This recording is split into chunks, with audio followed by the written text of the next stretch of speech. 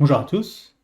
Aujourd'hui, je vous fais une petite vidéo sur l'actualité économique entre la bourse qui nous a fait un petit crash les jours passés.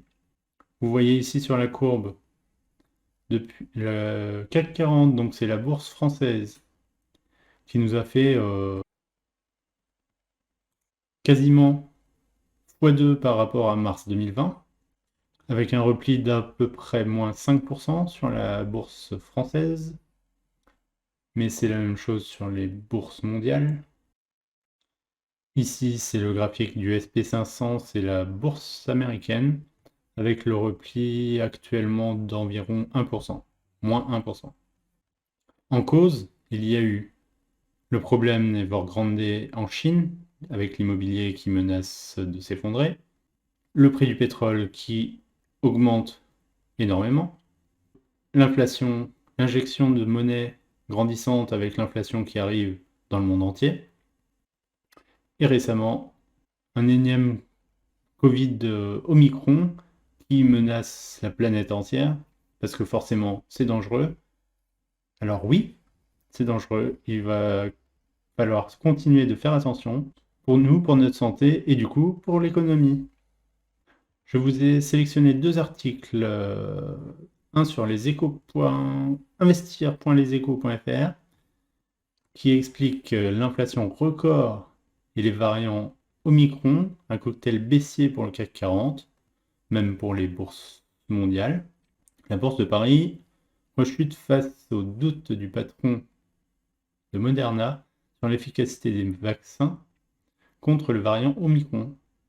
Et un taux d'inflation record dans la zone euro. Les valeurs liées au tourisme et à l'aéronautique sont en baisse, naturellement. Celles liées aux tests et aux diagnostics sont recherchées. Donc gros doute sur l'éventualité de faire face à ce nouveau variant. Comment on va faire? Un nouveau confinement? Pas nouveau confinement? Comme nos voisins étrangers? Je crois que c'est l'Autriche qui se sont reconfinés, hein. Oui, c'est ça. Et donc leséchos.fr qui fait un article complet sur l'inflation en zone euro sur un an glissant. Nouveau record sur la zone euro. Les prix à la consommation ont progressé de 4,9% dans la zone euro sur un an en novembre, alors qu'en octobre, il avait augmenté que de 4,1%. Jamais un tel chiffre n'avait été atteint depuis le début de l'euro.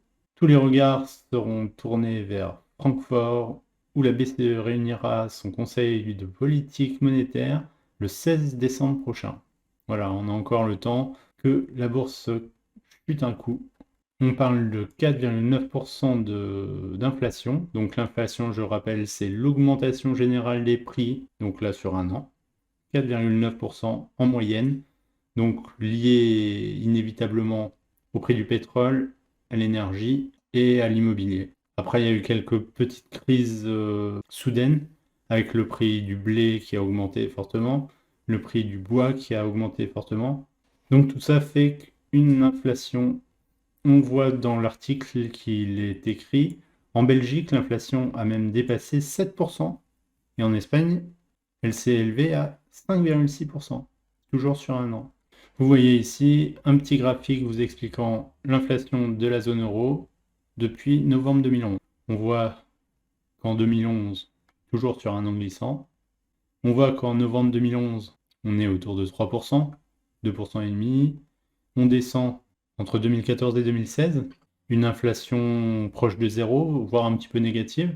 Elle s'est reprise un peu et il y a eu le crash Covid, début 2020, inflation négative. En même temps, le monde s'est complètement arrêté. Et là, l'inflation qui part comme une fusée à 4,9%. La dernière fois qu'on a vu ça, du coup, ça fait plus de 20 ans. Je vous ai trouvé le site franceinflation.com qui référencie l'inflation par an en France. Et on voit du coup, bah, là c'est depuis 1900. On voit du coup l'impact des grandes guerres, hein, avec des inflations de plus 20, plus 30%, voire plus 50, 60%. En même temps, il fallait tout reconstruire. Mais si on revient sur des années plus... Il faut remonter aux années 1985, on va dire, pour avoir une inflation à 5%.